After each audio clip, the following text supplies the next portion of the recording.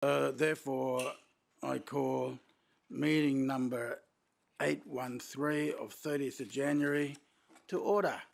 And so we'll start this morning's with a prayer. Heavenly Father, grant that we who would seek to serve you may have the wisdom of your Spirit, the guiding of your hand, and the grace to serve together for the prosperity of our city, the Gold Coast. Through Jesus Christ our Lord. Amen. Let's be upstanding for our national anthem.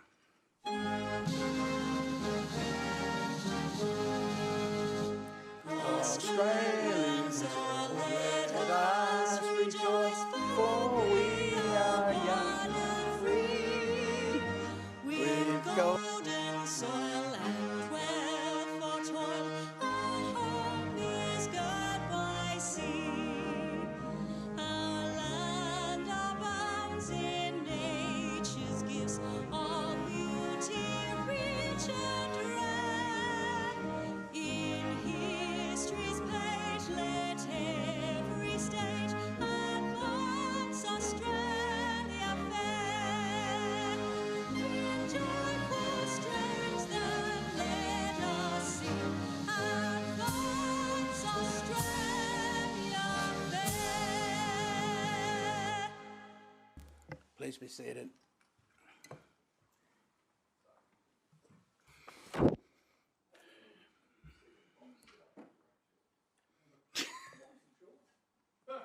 Okay, item 1, attendance and apologies.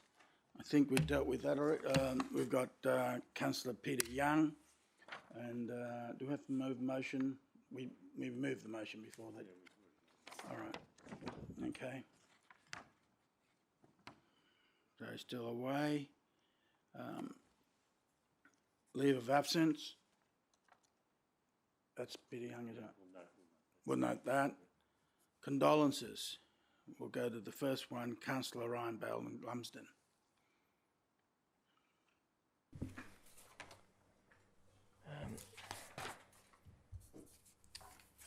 Thank you, Mr. Mayor. Just like to move that a motion of condolence be passed and that a message of sympathy be forwarded to the Palmer family on the passing of Danny Palmer. Councillor McDonald. Thank you, Mr. Mayor. Danny Palmer was born in New South Wales but moved to Wrangaree and spent most of his life living on the Gold Coast. He attended Merrimack State School and Merrimack State High School. He played rugby union and represented Southeast Queensland, and after that spent some time in the army, moving on to driving trucks, working at the Turf Club, and then Danny commenced work with Council on the 16th of November 2009 with the city cleaning team. Danny carried out duties such as litter patrol, barbecue cleaning, toilet cleaning, street sweeping and servicing bins in our parks and public areas to ensure our city was well presented. Danny's interests were the quiet life, spending time with his family and friends, listening to music, spending time with his golden retriever, Bonnie. He was also very keen on motorcycles, which was a passion he developed from a very young age. He loved his Harley Davidson Breakout, which he purchased in 2018. Sadly, Danny battled with leukemia for the last 2 years, and despite being given a high degree of confidence from his medical practitioners that he was due to clear from this illness, it was unfortunate it returned, and sadly Danny passed away on the 30th of November 2021. Danny's wife Sharon also currently still works for Council in the library services, and she tirelessly cared for him during his illness and his treatment. Danny's funeral was held on the 9th of November 2021, and he was escorted to his final resting place by 2 Harley Davidsons. Thank you. And put motion to you, councillors. All in favour, show hands. Against, motion carried. Councillor Vorster, adding to your name. Yes, thank you, Mr. Mayor. And Councillor McDonald and Councillor Barnett. Councillor Caldwell. You're automatically in. Okay. All right. We go Next condolence, Councillor Brooke Patterson. Thank you, Mr Mayor. I wish to move a motion of condolence, that condolences be passed and a message of sympathy forwarded to the family of David Matisky. I'll second that. David Matisky, I had the great fortune of meeting for the first time last year at the age of 95. And what struck me about him was what a modern man he was. At the age of 95, he was so future and forward thinking about what could he do for his society, his country, based on his background. He was born in inland South Australia in 1925, and it may be because of that inland upbringing that he was fascinated by the sea. So at the age of 18, 1943, enlisted with the Royal Australian Navy. He served upon HMAS Shropshire and was involved in engagements with the Japanese in the Philippines, including the Battle of Sarajevo. And he was present in Tokyo during the Japanese surrender in 1945. David, throughout his life, lent on that time of him during war, and particularly the great friendships and relationships that he built in the Philippines. And last year was advocating to everyone he could meet to make sure that we maintain those relationships should the Philippines and Australia have to meet a mutual enemy again. He was really adamant about his ability to do that. He was one of the first he was a state executive for the RSL during the 50s and 60s and a life member at that stage. So he was a real champion of supporting veterans from that time. It is very special that he received the Order of Australia Medal just last year, and he passed away earlier this year, beginning of January. So we pass our thanks on to David and our condolences to his family. Thank you, Councillor Patterson. That was put motion to you. All in favour, show of hands. Against? Motion carried. Then we move to Councillor Gates. Thanks, Mr Mayor. I stand today to pay tribute to one of the true great pioneers of tourism in our city, John Longhurst. John passed away earlier this month on January the 13th, surrounded by his family. And many of us will know John's name as the founder of Dreamworld. And while that is true, to his family, he was much more than that. Apart from his great passion, vision and determination, John loved the energy and vibrancy his family brought to his life. 6 children, 16 grandchildren and 15 great-grandchildren. John and wife Annette arrived on the Gold Coast in 1974 and set about establishing themselves in business. Their activities over the years extended to the boating industry as well as property, but it was John's vision to build a theme park that saw him take on his greatest challenge. In 1981, Dreamworld was opened, and as we all know, it has provided smiles and laughter to tens of millions of people ever since. I read last week that Rodney and Tony were hands-on in helping their dad with the construction in those very early days. Importantly, Dreamworld has also been one of the largest employers in our city, with thousands of young and not so young Gold Coasters getting their start in retail, hospitality and park rides, thanks to the Longhursts. Almost 20 years after the park opened, it was sold to Ardent Leisure, and today continues to expand and improve its attractions.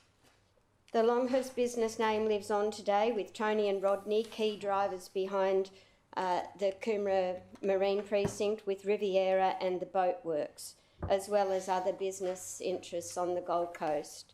The family is indeed important to our city. Rest in peace, John Longhurst. Councillor Jones. I'm happy to second it, but it might also be. Yeah, second it, and we'll add your name. add your name as well, Councillor Caldwell, Councillor McDonald, Councillor Vorster, Councillor O'Neill, Councillor PC Young. Councillors, I put the motion to you. All in favour, show of hands. Against, motion carried.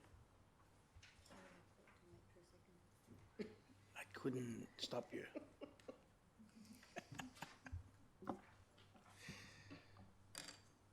I now go to Councillor Vorster.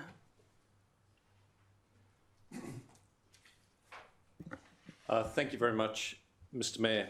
Mr Mayor, I'd like to move that a motion of condolence be passed and that a message of sympathy be forwarded following the sad passing of Al Gosling.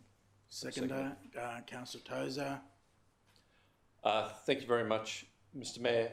Mr Mayor, on behalf of a very grateful community and the Robina City Soccer Club, I'd like to express gratitude to Alan and his family for their contribution to the establishment of the Robina City Soccer Club, who in 1992 I think fielded just one team and today boast over 65.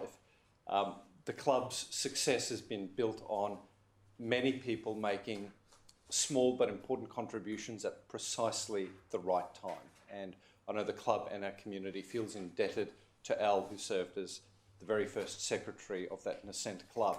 And understand the club and perhaps that team has a special connection to Councillor Taylor, who I think was part of that first cohort at Robina City Soccer. So perhaps the contribution of Al in establishing that club paved the way for good representation in Division 10. So if we could perhaps just acknowledge all of those volunteers, selfless, that work in the background to support grassroots sport today by acknowledging the contribution of Mr Gosling. Thank you. Councillors, I put the motion to you. All in favour, show of hands. Against, motion carried. Could you add Councillor Taylor onto the condolence? Okay.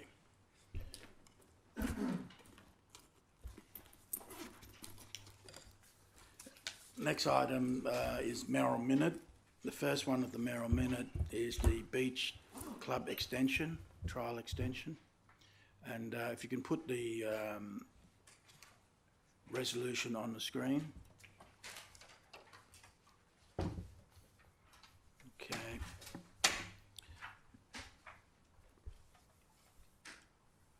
Right, councillors, the motion is on the screen for all to see.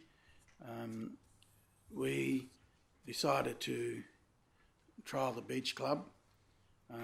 Since then, it's been going very well, and all those concerns regarding litter and all the problem that protesters listed hasn't arisen. The place has been kept pristine. The only thing that disrupted our trial period is some unseasonal poor weather, and with that in mind, I thought put to you a 6 weeks extension will give us the data that we can analyse to see where or not this sort of project should continue, and that's what I'm seeking today. And I did talk to the Deputy Premier, and while I had him down there, and said, look, I'd want to see if we can get a 6 weeks extension, and he advised that he had no objections from him and his department. So, councillors, any questions on this? Councillor O'Neill. Thanks, Mr Mayor. Mr Mayor, I did see a report, and I have actually looked at myself, just about the appearance of back of office sort of thing, back of house for that area. Mm-hmm. I don't know, just because it's a trial, they may not have looked at that, but it sometimes appears untidy, especially from the street, and as you're walking across the park. I spoke with Bob East on that.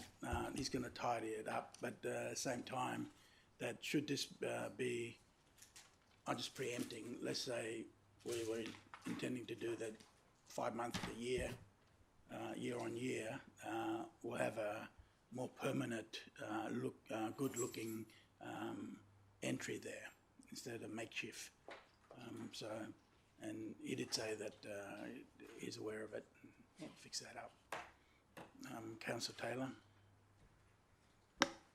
Thank you, and more just of a comment and feedback. Every time I've been down there, we've had very good crowds.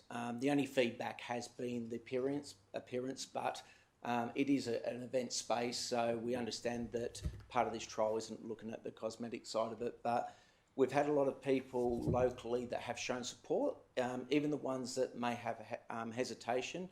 We've really encouraged them to actually go on the beach and actually trial it, and there's been good support there. So we do have challenges in relation to the surf club and the local volleyballers, which we've been working well with, but besides the weather, it's been very, very, very well received at this stage, what I've seen so far. Okay. Anyone speak against the motion? I'll put the motion to you. All in favour, show of hands. Division. Councillor Tate, Councillor Gates, Councillor Hamill, Councillor O'Neill, Councillor Caldwell, Councillor Borster, Councillor Pauline Young, Councillor Owen Jones, Councillor Taylor, Councillor Patterson, Councillor Blamsden and Councillor Tozer. Yeah, and Councillor Castro. Oh, sorry, Councillor Castro, sorry. Okay. Against? Councillor McDonald. Motion carries, super majority.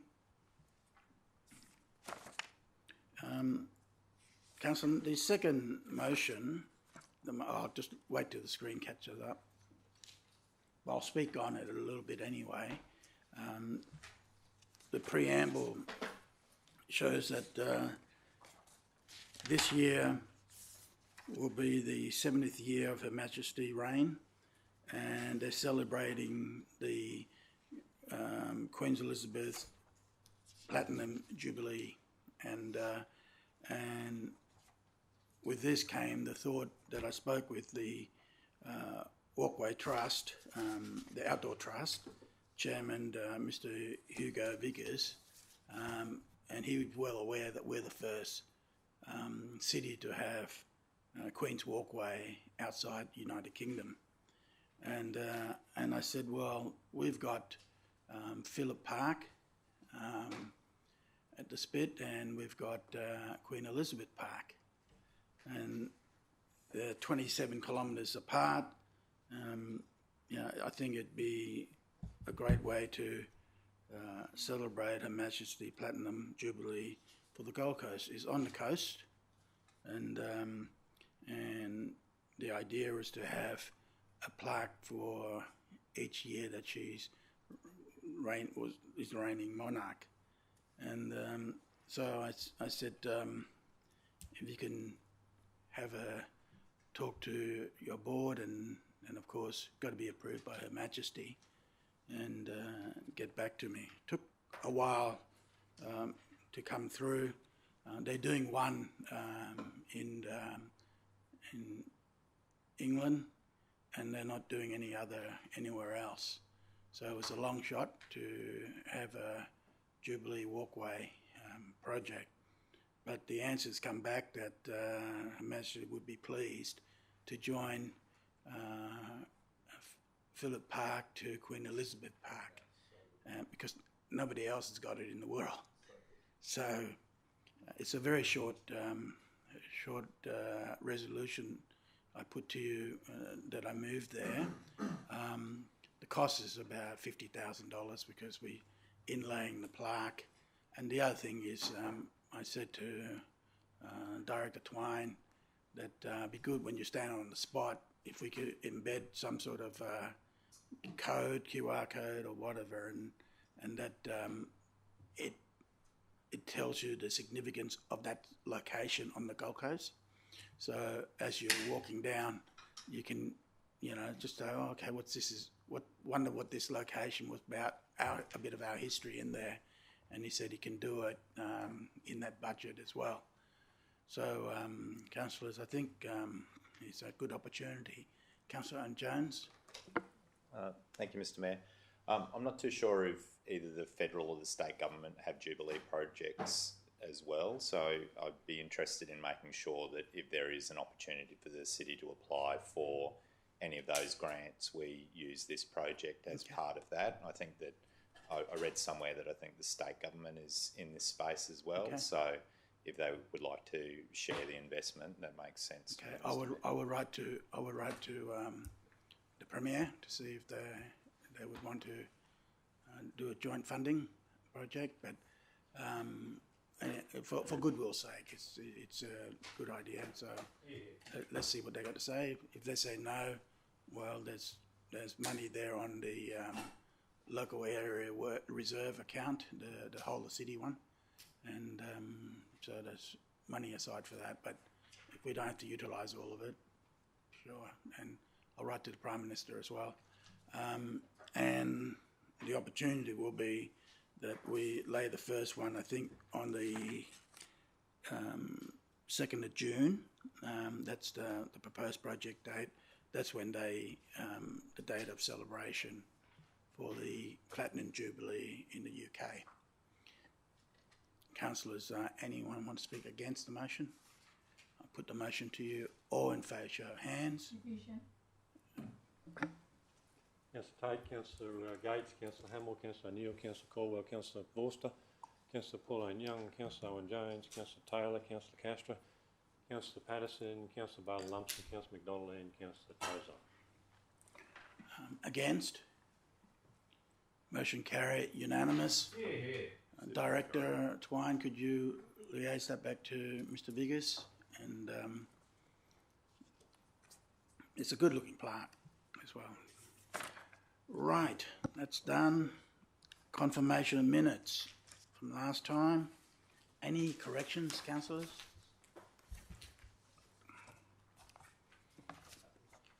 So move for adoption. Councillor Caldwell, seconder Councillor Tozer. Put the motion to you. All in favour, show of hands. Against? Motion carried. Councillor Castro, I have to say what big hands you have. You must put your hand right in front of the... I just didn't want you to miss it, Mr Mayor. Okay. Can't miss that one.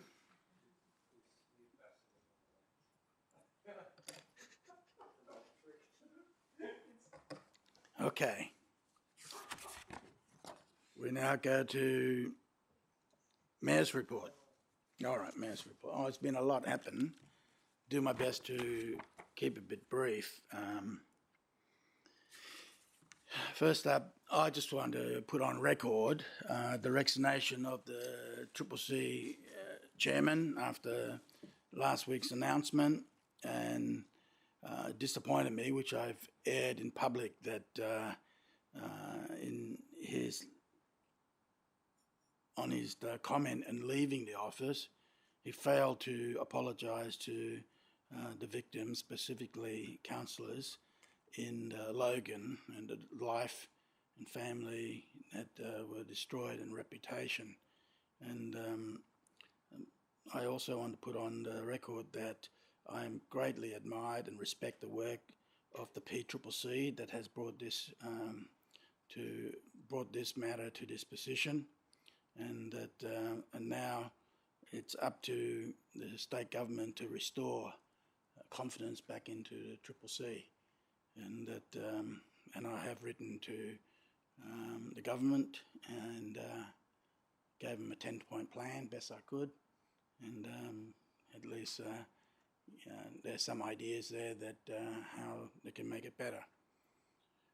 Next one is the Mayor's Christmas Carol. It's attended by Councillor Gates, Caldwell, Patterson, LaCastro, Hamill and Owen Jones.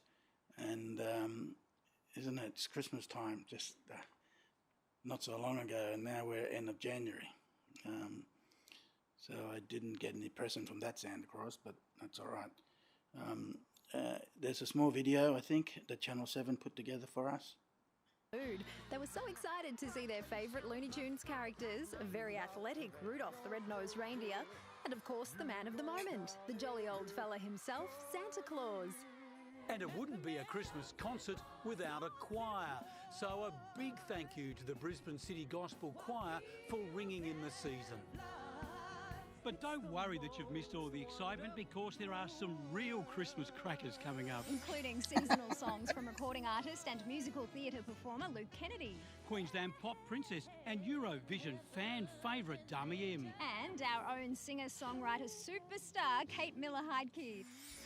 That is quite the lineup. Steve, what will Christmas mean to you this year? Well, when I was growing up, it was all about Santa Claus, presents, school holidays, of course. It's always still about Santa Claus, but really now it's all about family getting together and really enjoying some good laughs, some good food, happy times after what's been a very tough 18 months. It has been, and for me it will be my first Christmas as a mum, and of course first Christmas for my little bub Bobby, so we can't wait. Oh wow, how exciting is it going to be? Just terrific. Let's find out what Mayor Tom Tate had to say about Christmas when he welcomed families to the Carols event. From my family, Ruth and I, to all the people out there, have a magical, wonderful Christmas tonight, and remember the Christmas message. Have a great night. Merry Christmas. I love her. And on that note... The other interesting part was aired nationally 3 times through Channel 7 network. And so the joy of Christmas spreading from the Gold Coast, and it'd be great if we can do a similar partnership again for this year. So in the giving spirit of giving, Councillor Corwell and I were promoted the we went too far. In the same area anyway, rededication of Dennis O'Connell Park, and Councillor Corwell attended, as well as the O'Connell family, State MP Sam O'Connor, and former mayors Lex Bell and Gary Baldwin. We dedicated the park in Runaway Bay in honour of former Mayor Dennis O'Connell OAM, passed away April 2021, aged 86. He served as an alderman from 1970 and served as mayor from 82 to 85. Dennis played a key role in some of the city's most significant decisions, including completion of the seawall at the Spit and using his casting vote at his last council meeting to approve what was to become the Gold Coast Arts Centre, a great legacy. And while we were there, and the next item that Councillor Corwell and I promoted free tree giveaway announcement, that each household can come and pick up 3 trees, and body corporates and organisation can do so for the. And I asked the question, how many trees have we planted as in addition to the normal program? In the 9 years, we've planted more than 670,000 trees across our city. So some say we are the greenest city in all the land, and but I won't go that far yet. When we get to 1 million, we'll do that. Okay, launch of the city budget consultation was done. Have your say. The website. I know that people looking at the result enjoy the idea that we focus on value for money, and that's we have kept every rate increases for the past 9 years at CPI or below. So hopefully we can continue with that under the stewardship of the new CEOs coming in tomorrow. Australian Surf Life Saving Championship announcement. And Councillor Pauline, were you there that day as well? No, okay. We announced that 2022 Australian Surf Life Saving Championship will be on the Gold Coast in April, and events will be held on Broadbeach, Corowa and North Kira. It's only fitting that the Aussies have found their home once again on the Gold Coast, as our city is famous for its hospitality, amazing weather and golden beaches.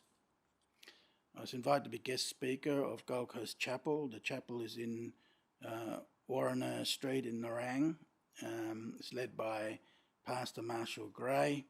Their motto is set in a relax, friendly environment, you will be welcome and encouraged. So Ruth and I were very pleased to have gone there, and I gave them my testimony.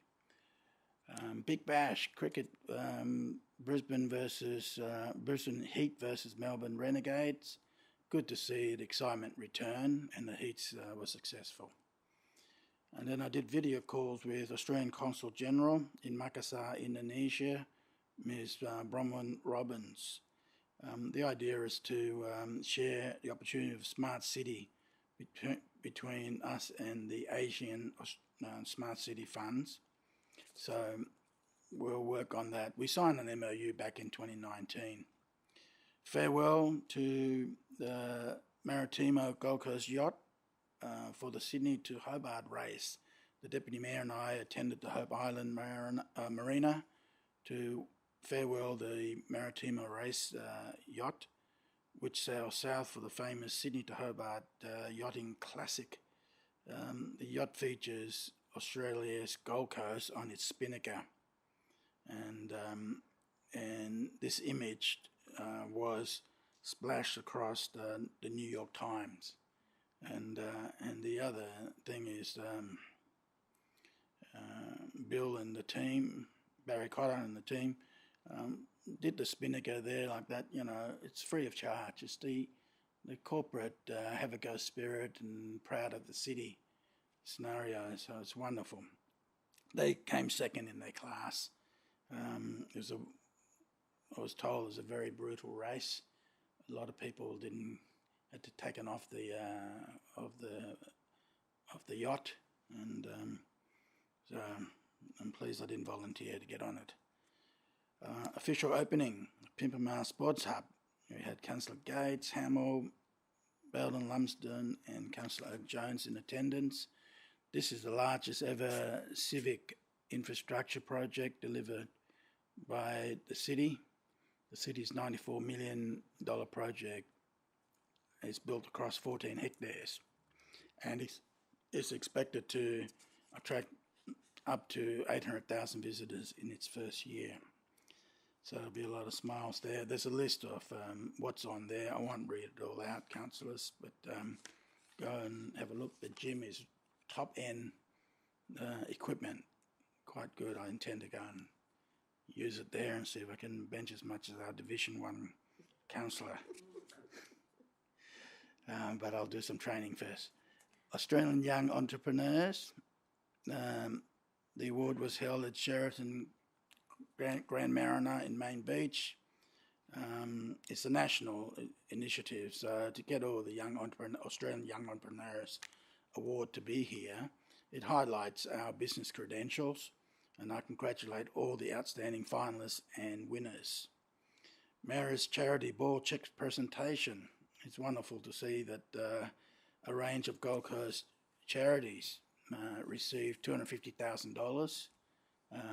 The charities are GC Centre Against Sexual Violence, Men of Business Academy, Yes House, Have a Feed, St John's Crisis Centre, GC Project for Homeless Youth, Oz Harvest, Baby Give Back. So the generosity of Gold Coast businesses, it's wonderful, and that's where the money came from. And I know that every dollar raised is spent to these charity because there's no overheads whatsoever.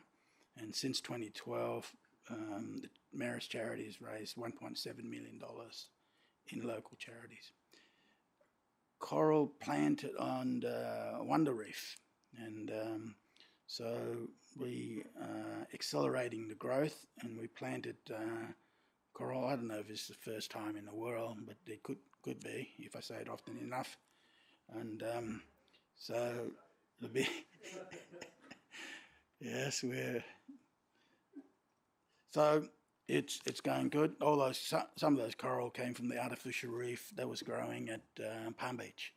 So yeah, yeah, we should do the dive there. I invite everyone, and let's have a crack when it opens later on this year. What have we got here? Inspection of the beach cleanup.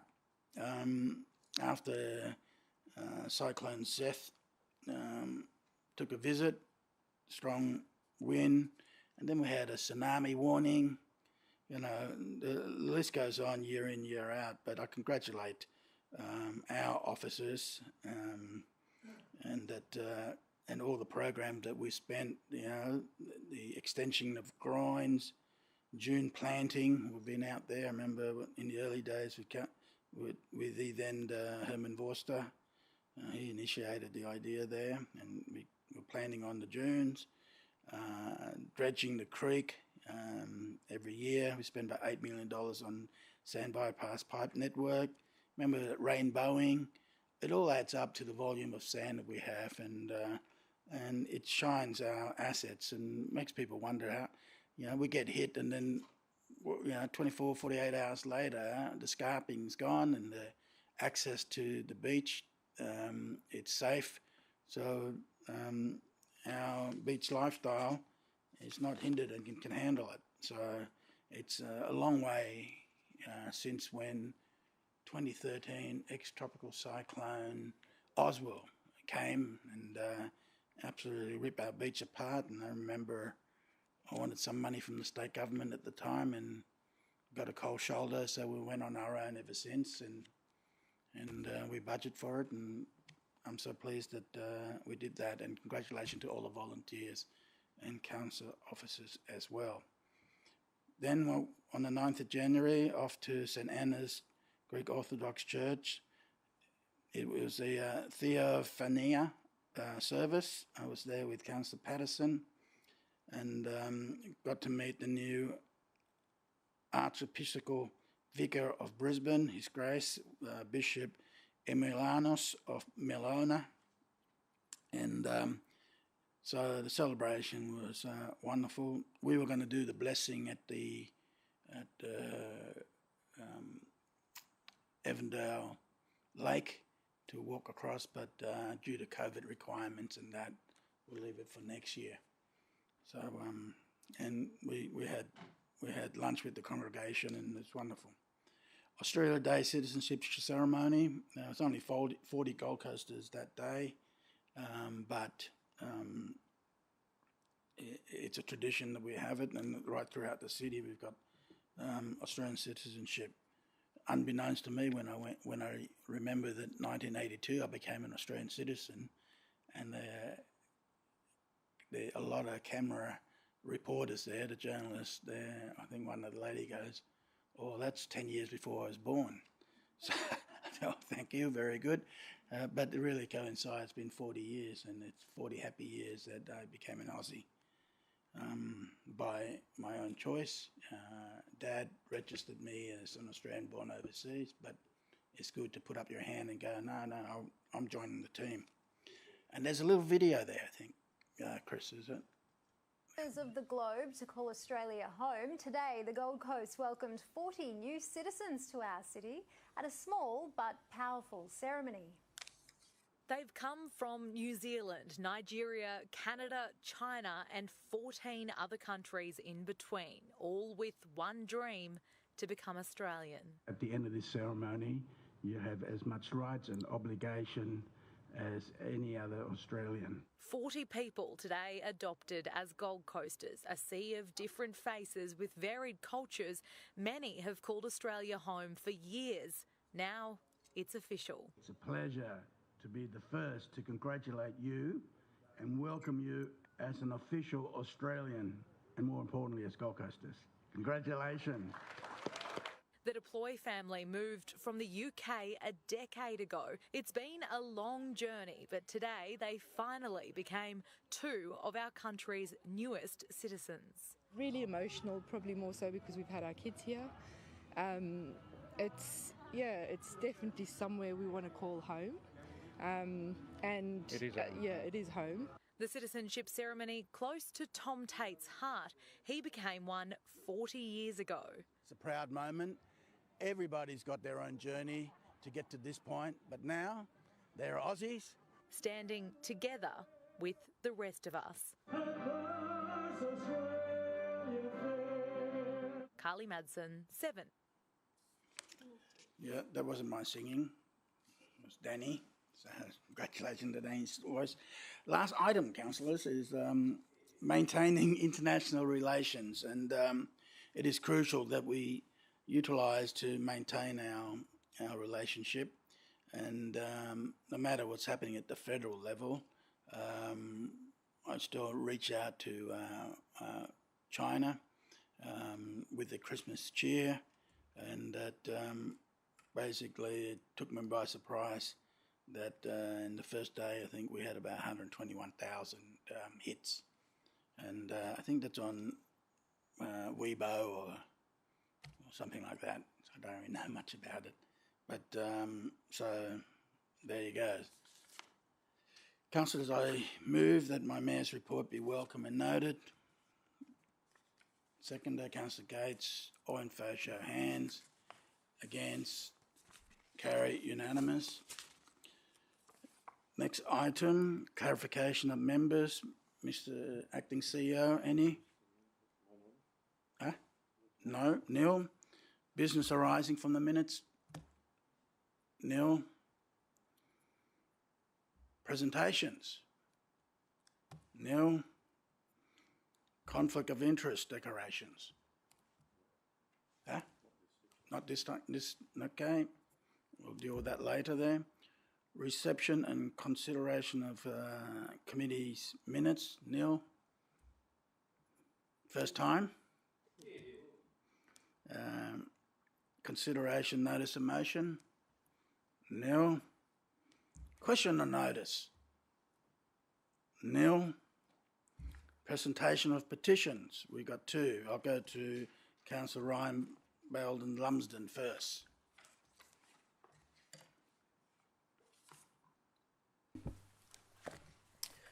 Thank you, Mr. Mayor. I've received a petition for your park in Mollendina. They've got new management at the community centre that adjoins the park, and their petition seeking a reinstatement of a former playground and also the addition of gym equipment. So I'd just like to move that as above, that we receive the petition and it's referred to the appropriate committee for consideration and report to council. Okay, seconder, Councillor McDonald. Put the motion to you. All in favour, show hands. Against, motion carried. Go to Councillor Vorster. Thank you very much, Mr. Mayor. Mr. Mayor, I'm in receipt of a petition which seeks that the City of Gold Coast resolve to reject the proposed Queensland restrictions on people who are not fully vaccinated. It goes on to provide some of the impacts on those people.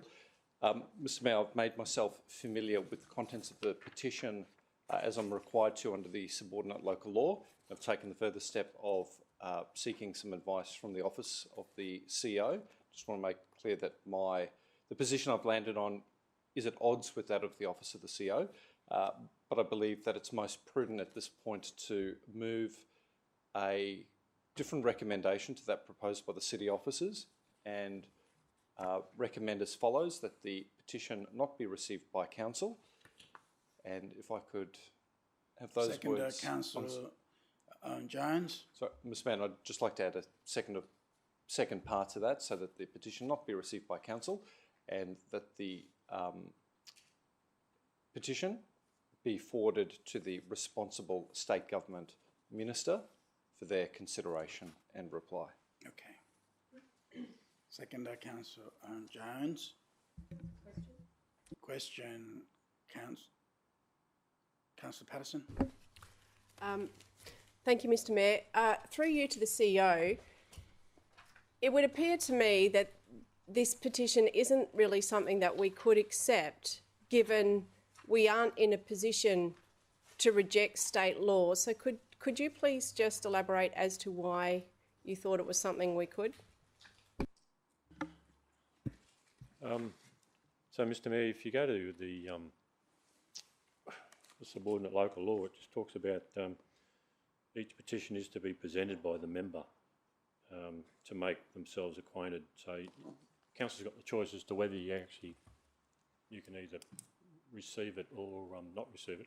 I haven't actually, been embarrassing, but I haven't actually seen the advice from my office. So, I think it's just up to council in terms of whether they actually receive it or not. But my view, I mean, obviously council's got no authority in terms of making that decision, so I would suggest that the resolution or the motion up there is the right one. So the motion, City Solicitor, is not ultra vires, am I right? Through you, Mr Mayor, I agree with the motion that Councillor Vorster is proposing for this particular petition. I think it's entirely appropriate. Okay, there you go. Councillor Vorster. Thank you, Mr Mayor. Happy to close with your leave. Plainly, there are conversations that are being had across our community, even in our own workplace, concerning this matter. I always encourage residents to seek an audience with the level of government that's ultimately responsible for the decisions that impact them in the way that they may feel that they're being impacted. In this case, a resident has presented a petition to me, presumably because they see council as the most effective level of government and the one best able to represent their views. But ultimately, Mr Mayor, council has no standing to intervene in this issue. And although we're taking possibly the step today to reject the petition, in good faith, what we are doing is forwarding that petition onto the responsible minister and putting the burden on the decision maker to be transparent and accountable around their policy positions, which are not necessarily our own. So hopefully the resident has or the government provides this resident the courtesy of a response. We'll add our weight to that request by moving the motion that we are doing today. But yeah, in not receiving it, it is not doing anything other than attempting to help the resident. We're not deaf to their concerns. Thank you. Thank you. Councillors, I put the motion to you. All in favour, show of hands. Against? Carry. Unanimous. General business item. There's Neil. Mr. Seer? None. We go to other business. 16.1 declaration.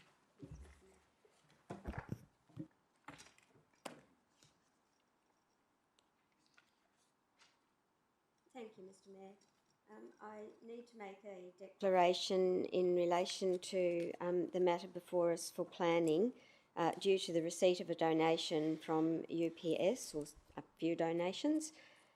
In 2014, $1,850, 2015, $1,850, and an amount of $1,850 refunded in full in 2016. And Mr Mayor, I'm seeking to participate in making this decision with the agreement of council. Okay. Procedural motion. Someone like to move? Councillor Caldwell. Thanks, Mr Mayor. I'm happy to move that Councillor Gates should participate in the matter.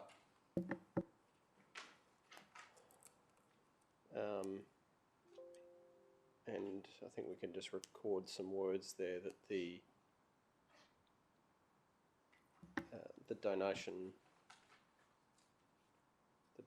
were received from a consultant to the project, and a significant period of time has elapsed since they were made. So on that basis, Mr Mayor, I'm happy to move that it's appropriate for Councillor Gates to bring her experience to this matter, and that the public interest is served by her remaining in the room, and that outweighs any perceived conflict that may arise. What, you want to speak against it, do you? No, Mr Mayor, I'm out of practice. I had mentioned in my declaration that I provided to the City Solicitor that I have not met or discussed the application with anyone, and so I felt that I was able to participate in the wider public interest. Well, that adds to the weight of it. Would you second that? Councillor O'Neill. Anyone want to speak against the motion? Put the motion to you. All in favour, show of hands. Councillor Tate, Councillor Hamill, Councillor O'Neill, Councillor Caldwell, Councillor Vorster, Councillor Pauline Young, Councillor Owen Jones, Councillor Taylor, Councillor Castro, Councillor Patterson, Councillor Blamsden, Councillor McDonald, and Councillor Tozer. I go to Councillor Caldwell. Thanks, Mr Mayor. So I've got a couple of short planning matters to deal with today. The first one is item 16.1, which relates to a site on the Esplanade at Miami, And having read through the material, I'm happy to move the officer's recommendation for approval, and if I have a seconder, I'll speak to it briefly. Seconder, Councillor Owen Jones. Thanks, Mr Mayor. This matter, sorry, I'll remove my mask for those viewers at home who might need the assistance of my lips. Wow. Tell Lauren to get off the feet. Lauren, how do I look? Mr Mayor, this is a... She's busy. This is a matter that's been kicking around for some time in the planning department, and I'm pleased to say that there's recently been a revisiting of the fundamentals of the application, which have now been worked through between the applicant and the planning officers, and after much consternation about the whole project, the officers have now arrived at a position where they believe it supports an approval. The application is only marginally outside of the code assessable building height and has gone through a full impact assessment process. I think it was fair to say that there was some community concern that was raised fairly in that process, and I'm quite satisfied on reading of the officer's report that their thorough analysis of the revised project deals with many of those matters that were of original concern, and whilst the applicant could have sought up to 50% height increase, they're actually in this occasion only going to be about 6 metres or 6.5 metres over the code assessable height limit of 53. So we've got something that's on the scale of things very much in keeping with the original code assessable height limits for this stretch, and I think the revised design will also be a nice coastal addition to that part of the skyline at Miami. Okay. Councillor Gates? Thanks. Just a couple of questions that I had on it, Mr Mayor, if I may, and it might require the Manager of Assessment to answer. I was reading on page 38 where it said that that the tower setbacks predominantly present at 4 metres to the north, south and east, and yet when I went to page 17 and 18 that showed the table, I just couldn't quite understand the 1.5 to 4 metres and the 1 metre to 4 metres that was suggested as the setback. So what does the 1.5 metre and the 1 metre for the north and south side, it's not the building line, but what is within that area, please? Through you, Mr Mayor, sorry, if I can just clarify, so the question is relating to the tower setbacks itself or the ground level? The tower setbacks. Yep. So through you, Mr Mayor, the tower setbacks are predominantly 4 metres. Now there is a part of the tower where it does set back 3.5 metres. It's in the centre, or best to say, the belly of the tower. So there is a small protrusion for about 8 metres or 7.5 metres. They're bedrooms, and yeah, so there is an element that does protrude forward. So, Councillor Gates, if you go to page 21, there's an illustration that shows the setbacks for the tower, and it also shows in red what the original slab setbacks were going to be, which were much closer to the boundary. And you'll see that at the rear, that sort of bulge has been taken away and trimmed back so that it extends to the full 4 metre setback right up until those sort of 2 bedrooms through the middle of the building, and that's where it narrows to the 3.5. Thanks, Councillor Caldwell. I was just also, in comparing the table on 47, page 47, is it only level 18 that there, or is it the roof line that there's been a modification? Because I couldn't see a difference other than the roof line. So through you, Mr Mayor, the setbacks have been improved for the entire height of the tower, and then when we get to the impact accessible portion of the tower, which is the last 2 stories, they've further assessed those to 5 metres and then push it back from the frontage as well. Okay. Thanks, Mr Mayor. Anyone spoke against the motion? Against? A question, Councillor McDonald? Thank you, Mr Mayor. On page 15, there's a notation halfway down the page there that the 17-storey generally aligns with the 53-metre code accessible building height. However, in our height categories, which was widely advertised to the general public, proposed building height categories, 53 metres, 15 storeys. I have raised this before, and I just want to ask for a comment from the council officers. It seems to be inconsistent in what's been out in the public arena to what has been mentioned here on page 15. Go ahead. Through you, Mr Mayor, and to Councillor, the mapped building height is 53 metres at this area. There is no stories noted in the current city plan mapping. Thank you, Mr Mayor. It's just that it is being noted in here about the stories and the meterage. So we either start dealing with meterage or stories, because what I'm raising here is what's been put out in the public arena with the 53 metres relating to 15 stories, but on page 15 it's 17 stories. Okay. Councillor Patterson. Thank you, through you, Mr Mayor.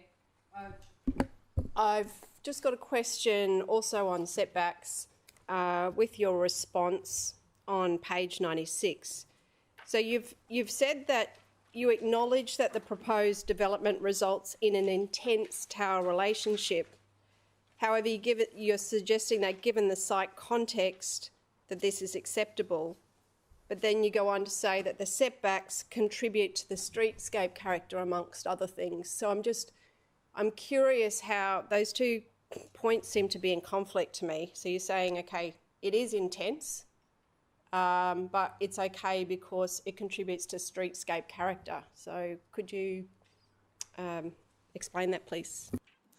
Through you, Mr Mayor, and to you, Councillor. The setbacks, I mean, it's intense for what is there right now. We have 3-storey character immediately to the north, and I suppose when we're looking at the intensity, it is appropriate for what is sought by the city plan in terms of high intensity development in a high density residential zone. Councillor Young, did you want to? Okay, you're good.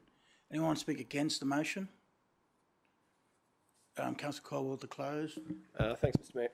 And I'll close briefly, but to give Councillor Patterson some comfort, I was fortunate enough to spend some time at Burleigh on the Christmas break, and I was able to undertake a number of inspections of this particular street on my morning walks, and there's quite a few new developments that are happening along that stretch, and so I think we are seeing an evolution of the character of, you know, the old 3-storey walk-ups being replaced with taller towers.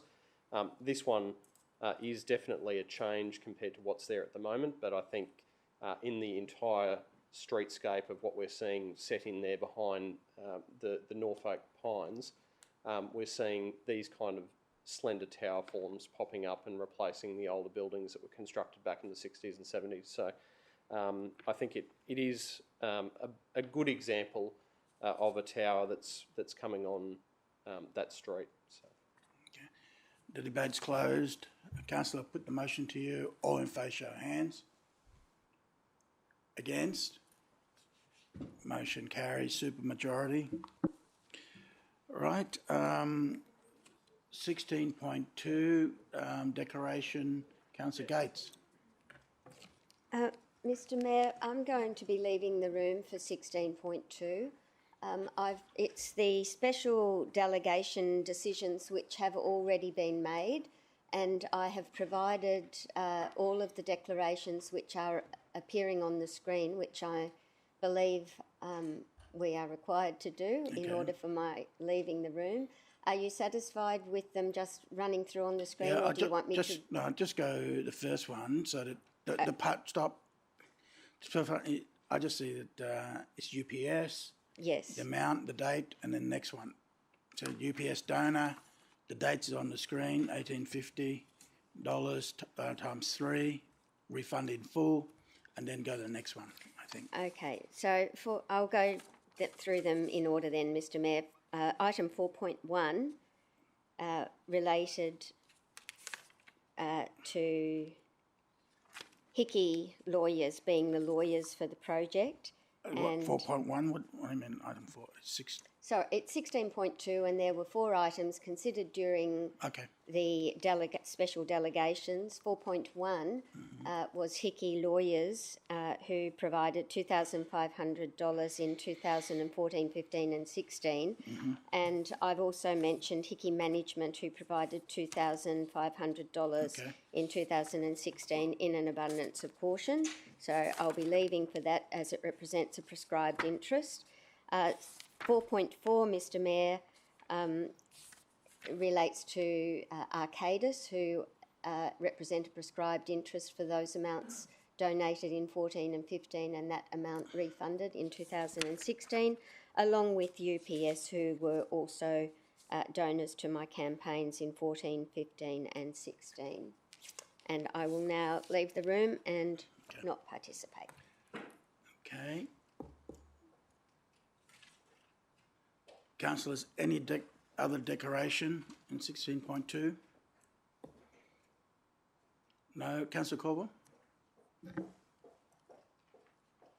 Thanks, Mr Mayor. I'm happy to move that recommendation. If I have a seconder, I'll briefly speak to it. A seconder, Councillor Young. Thanks, Mr Mayor. As has been outlined, this was a wrap-up report as required following the special delegation meeting that was held in December. There were a number of matters there that were dealt with under special delegation for a range of reasons, mostly to do with the timeliness of the decisions. And I think you and I were happy with all of them. Yeah, there's nothing oddball about any of them. So, anyone speak against? Put the motion to you. Or in favour, show of hands. Against, carry, unanimous. Could you recall Councillor Gates?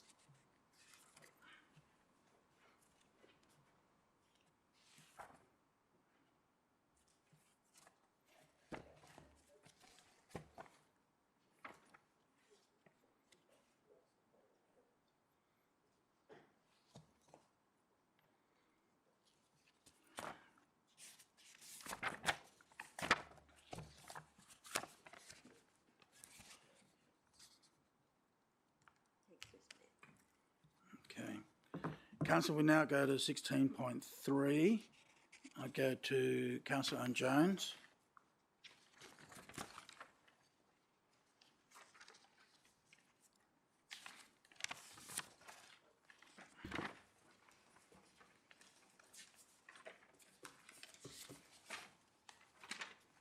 Thank you, Mr Mayor.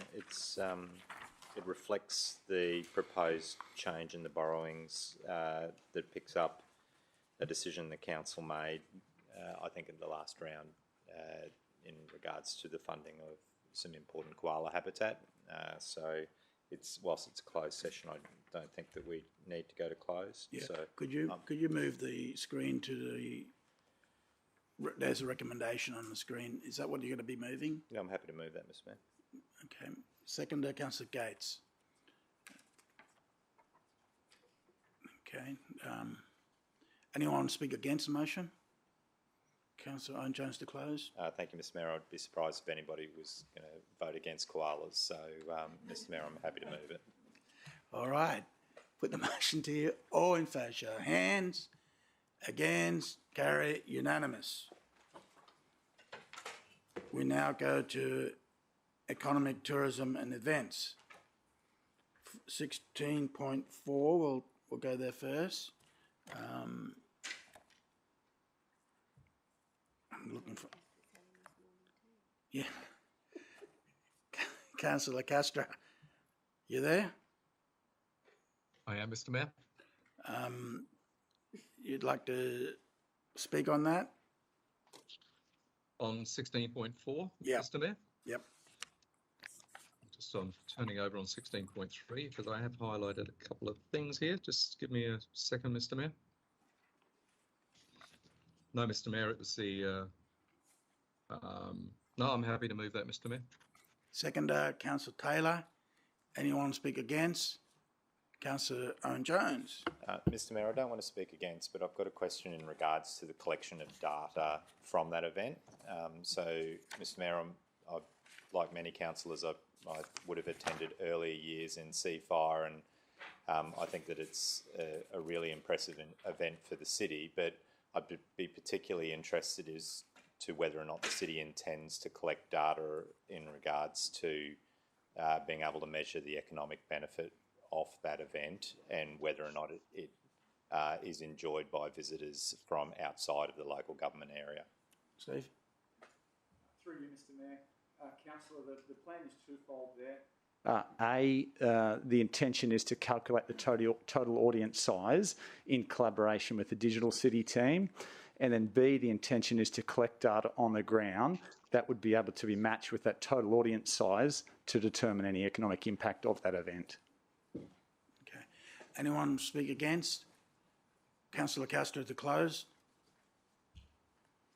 Mr Mayor, I think it's pretty self-explanatory, so it's all good, Mr Mayor. Put the motion to you. All in favour, show of hands. Against, carry, unanimous. 16.5, Councillor Tozer, you have declaration. Thank you, Mr Mayor. I have two declarations, in fact. One is that I'm an occasional volunteer writer for Blank Street Press, and from time to time the venues where concerts are held provide me complimentary tickets for those events. A reasonable person might presume that I have a personal interest in the outcome of a grant application in this matter pertaining to Blank Street Press. Despite being a volunteer writer for Blank Street Press and venues, separate venues, providing me tickets to write about gigs and concerts that happen, I have no personal interest in the outcome of the grant application, and I maintain an open and persuadable mind in relation to the matter. I'd like to remain in the room. Okay. Procedural motion, anyone? Councillor Vorster. Can I just ask a question of Councillor Tozer?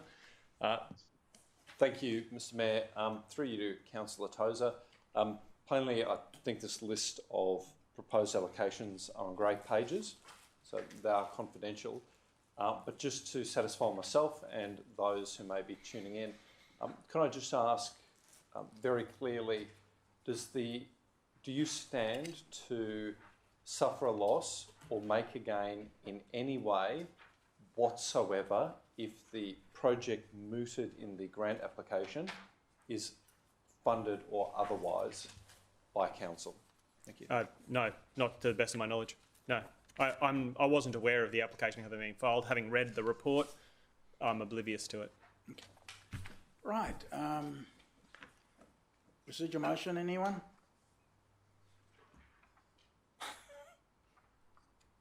Come on, have a crack, someone. Councillor Caldwell. Thank you so much. I'm very happy for Councillor Tozer to remain in the room and make a contribution on this matter. He's taken the appropriate step of making the declaration. I think it's quite remote from his interest and contributions to culture generally as a contributor to the Blank magazine is quite separate, in my mind, to the consideration of these matters today. So on that basis, I think it's appropriate for him to remain in the room and bring his knowledge and love of culture in this city to this room. So on that basis, I'm happy to move that procedural motion in whatever way the CEO wants to word it. I like the flowery. That was quite flowery. I quite like that. Finished. You should keep that. I'm just trying to get us. I'm trying to get us to lunch. I've got another one yet. I'm starting to get triggered by these like alerts in my devices. You know? What is it? Pavlov's dog. Except I don't get rewarded much with a chocolate.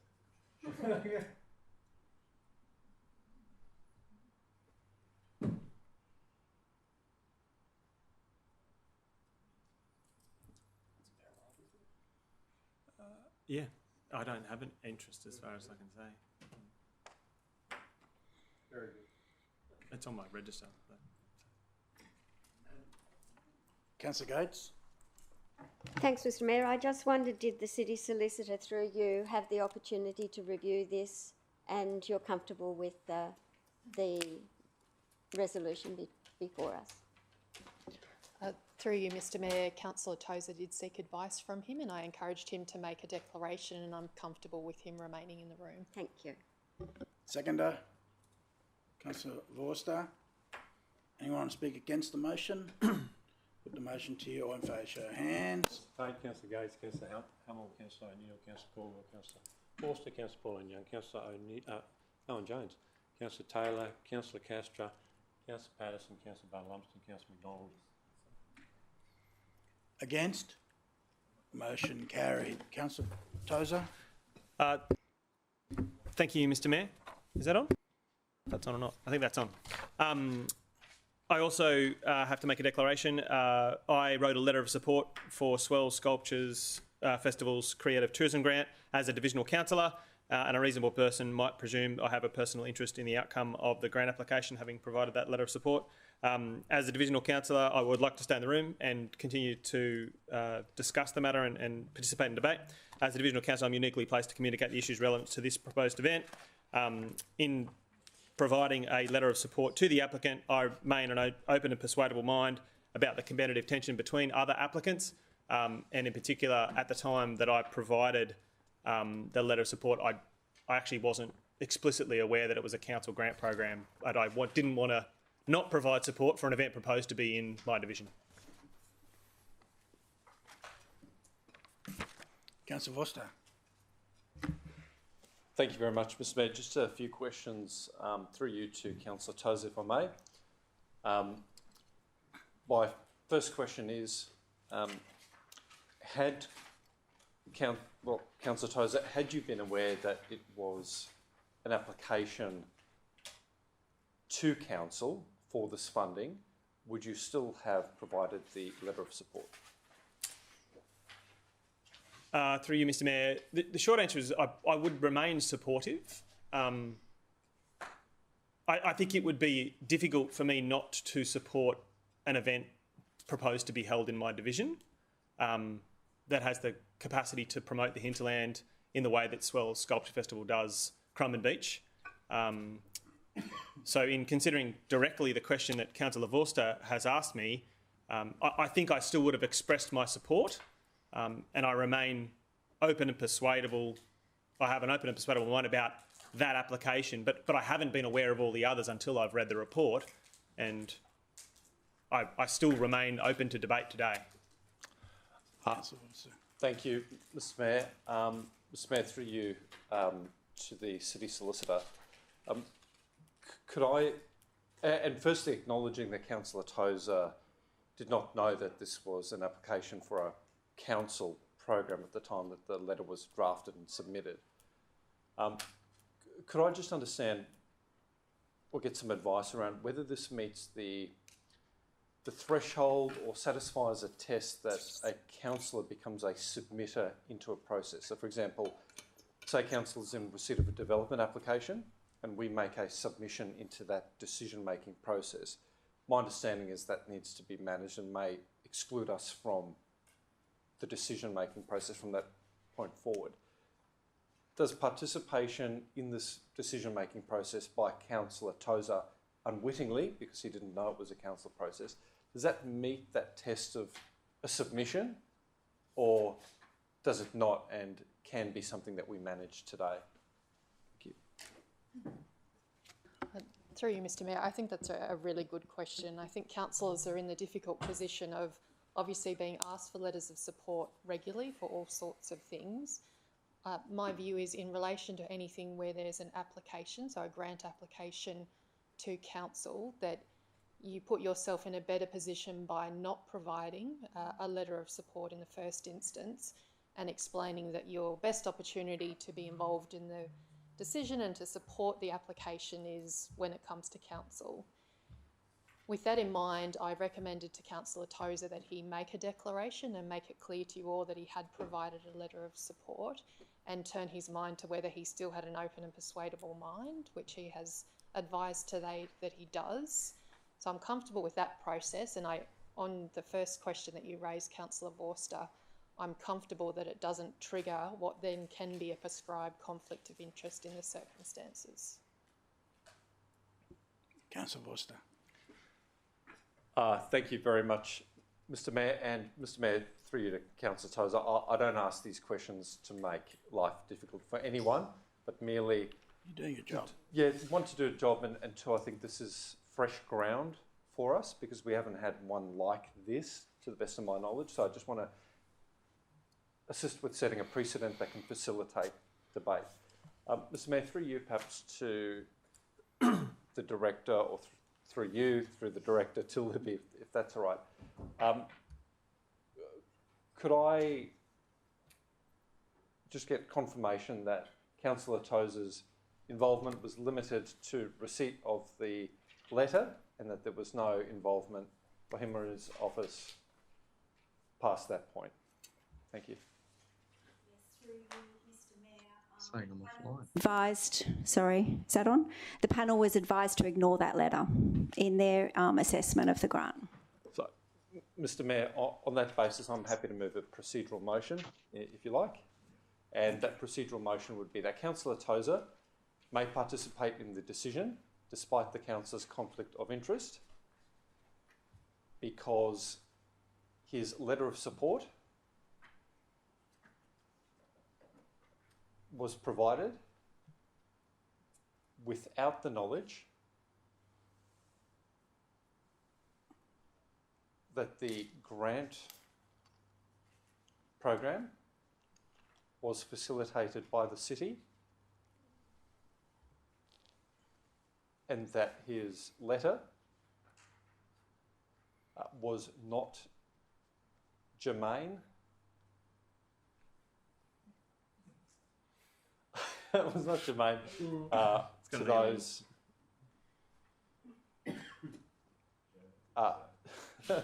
germane to those recommending funding outcomes. Full stop. Okay. Seconder.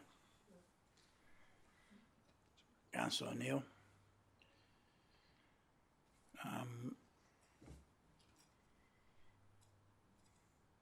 You want to speak for it further, or? Thanks, Mr Mayor. Unfortunately, quite often we have to ask many questions of a councillor when we have a new type of conflict of interest to grapple with. Today, we've had an opportunity to seek some information from Councillor Tozer, from the City Solicitor and from City officers. And we've clearly established that Councillor Tozer, at the most extreme, may have only a very limited interest in the matter and one that can be managed appropriately through the council process, facilitating his participation and contribution into a subject matter for which he has extensive knowledge and a clear passion. Mr Mayor. Councillor Tozer. The motion on the screen right now notes me as the mover, which is it's actually Councillor Vorster. Thank you. It's Councillor Vorster. Move Councillor Vorster, seconder Councillor O'Neill. Okay.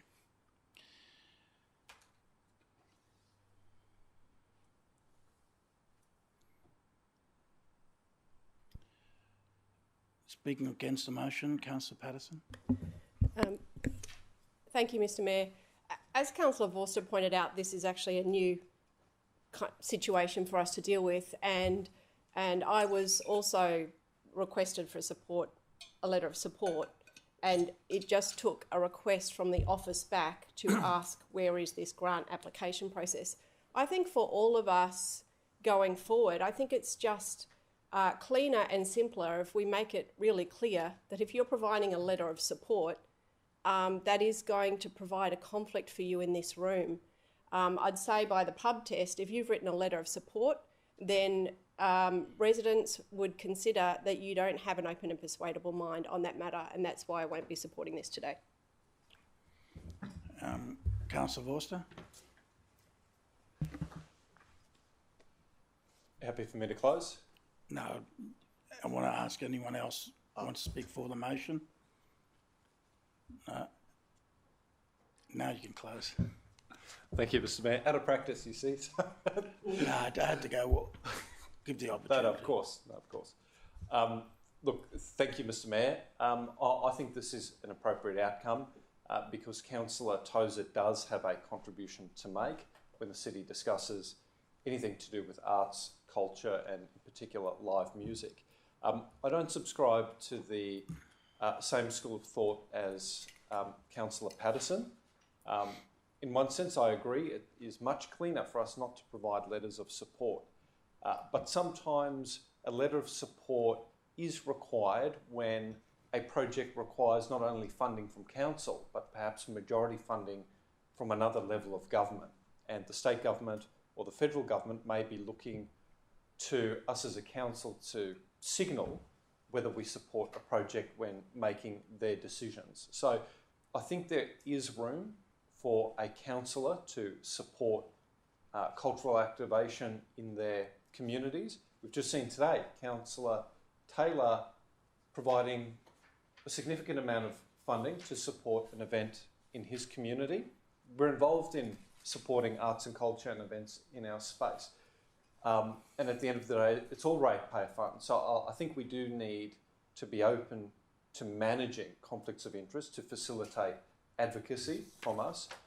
I think what would be very useful, perhaps just to provide some in deference to the point made by Councillor Patterson, I think in future, the city officers who are preparing grant applications, right, they should perhaps signal to applicants in the first place that they may consider not seeking a letter of support from divisional councillors. And then that way we're not put in an uncomfortable position as local representatives when we may elect to say no. If that's signalled to them right at the get-go, I think that allows us to have a cleaner process, but also give us the ability as local representatives to weigh in if there is state and federal funding on the line. In this particular instance, I think we get the balance right, and potentially Councillor Tozer has an opportunity to make a contribution in an important debate. Thank you. Councillor Vorster, I just want to make a comment there that the issue on the grant before us, which we'll get into debating on that, is a separate issue to whether or not the letter of support should have occurred. Okay, I mean, and that part of it, you know, councillors got to make up their own mind like Councillor Patterson has. So I draw councillors' attention to, on the procedural motion, it's more of the letter of support, That's right.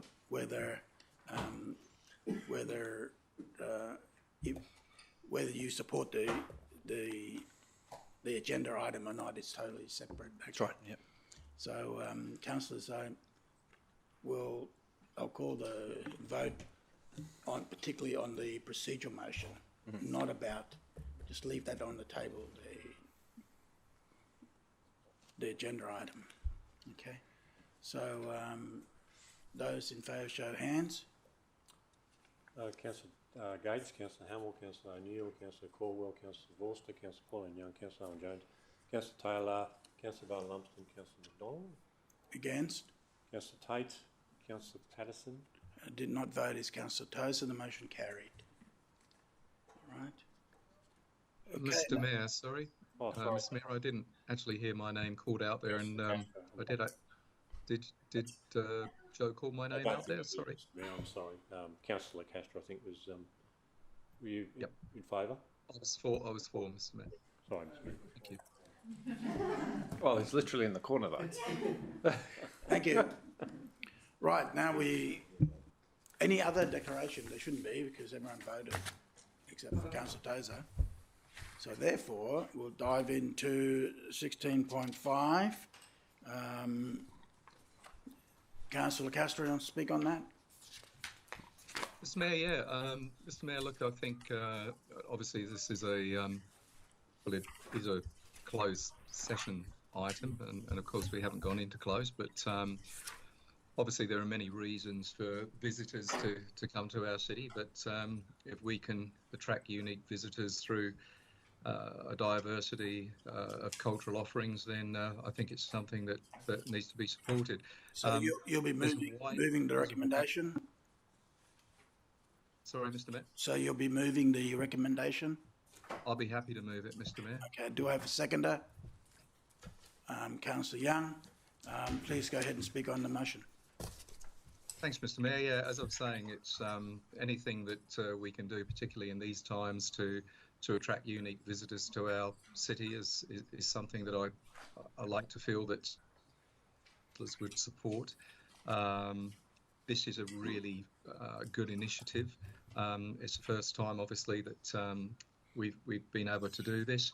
When you actually look at the entities that are recommended for support, they are all well known to council. They're all very proven, proven operators at the very highest level in the creative cultural space. And there's a wide-ranging list of projects there. So it's covering music, it's covering theatre, physical theatre. Just about everything is there. So visual arts, etc. So I'm very, very confident. Looking, it was really good to see so many applications.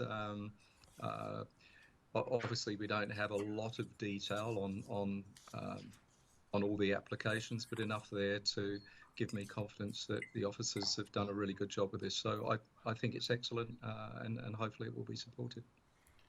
Speaking against the motion, Councillor Gates. Mr Mayor, I'd actually like to move into closed session, if you would agree, to ask some questions about this process. Move to close. Seconder, Councillor Jones. Put the motion to you. All in favour? Against? Motion carry.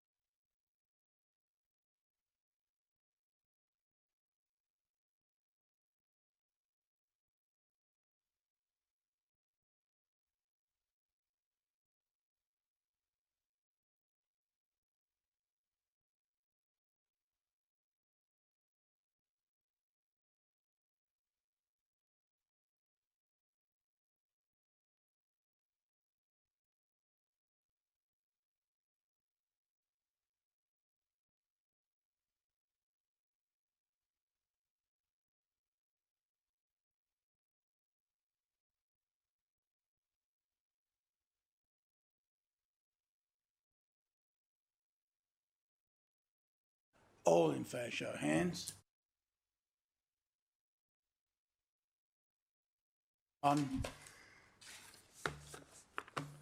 Right. 16.5. Councillor Vorster, you moved the motion. You'd like to speak on it? Thank you very much, Mr Mayor.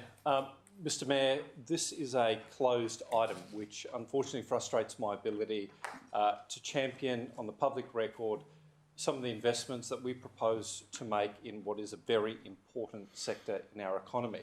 But what is in the open is that we have a cultural precinct that has attracted a significant amount of funding from the public coffers, the Regional Arts Development Fund, which we co-contribute towards to support artists, a live music action plan that has attracted funding. You know, whenever there is a need to support arts, culture and live music, we answer that call. And today we're doing that again by recommending that projects, through a competitive process, receive funding in our Creative Tourism Grants program. Mr Mayor, what we do know is that the cultural economy actually supports jobs and employment. And when we make an investment into the space, it's not just for art's sake, but it's also to support enterprise that supports families and assists putting food on the table for Gold Coasters involved in that sector. And following the endorsement of these recommendations today, Mr Mayor, we'll have an opportunity to reflect on some of the results and potentially amend future rounds of this important program to put an even greater laser-like focus on the economic return and visitor exposure piece. And the reason why that's important, Mr Mayor, is that when we expose the greatest number of people to our cultural offering, we build the greatest possible case for further investment. And when we actually extract economic returns for our investment, we build goodwill in the community to keep on making those investments. So, Mr Mayor, this is a vote of confidence made in good faith for the sector. Hopefully those who would not otherwise be in a position to offer something culturally can do so because of this funding to support our recovery from COVID. And I hope that in subsequent rounds, we make sure that we allocate funding where it will have the most impact, not only for the creatives involved, but for those who depend on a vibrant sector to support employment. Thank you. Speaking against anyone?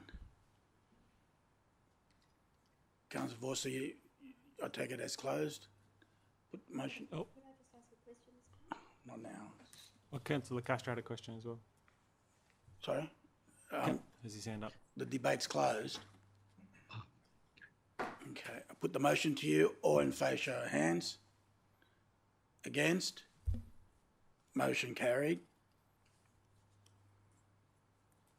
Item 16.6. Destination Gold Coast mid-year recommendation on the screen. Move, Councillor Jones. Do I have a seconder? Councillor Patterson, seconder. Would you like to speak further on that, Councillor Jones? No. Anyone want to speak against? Put the motion to you. All in favour, show of hands. Against? Carry unanimous. 16.7. Kira Pavilion.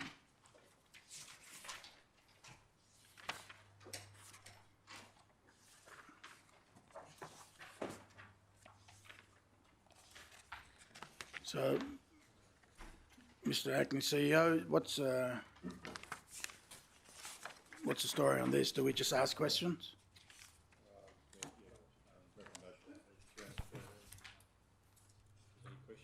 Any questions on that 8.13? Someone like to move the motion? Thank you, Councillor O'Neill. A seconder, Councillor McDonald. And Councillor O'Neill, you want to speak on that? No, thank you. No good. Anyone speak against the motion? Okay, put the motion to you. All in favour, show of hands. Against? Motion carried. We go to 16.8.